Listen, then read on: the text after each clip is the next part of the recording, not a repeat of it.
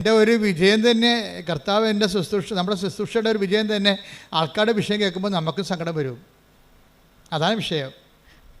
എന്ത് പറഞ്ഞാലും എനിക്കെൻ്റെ ഗ്രാവിറ്റി പെട്ടെന്ന് പിടികിട്ടും.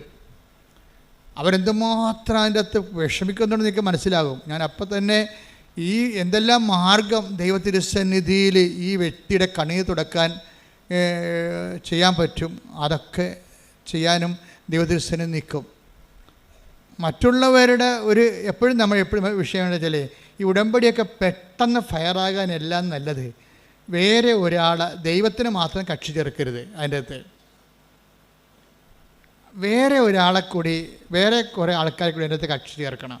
അപ്പോഴാണ് ഈ ഉടമ്പടി ലിഫ്റ്റാകണത്. എന്ന് വെച്ച് കഴിഞ്ഞാൽ നമുക്ക് ഒറ്റയ്ക്ക് എൻ്റെ പിതാവേ എന്ന് പ്രാർത്ഥിക്കാൻ പറ്റത്തില്ലല്ലോ. സ്വർഗസ്ഥനായ പിതാവേ, സ്വർഗസ്ഥനായ, അതാണ് പ്രശ്നം. അപ്പം മറ്റുള്ളവരെ കൂടി അതിനകത്ത് കക്ഷി ചേർക്കാതെ ഈ പ്രാർത്ഥന ലിഫ്റ്റ് ആകത്തില്ല.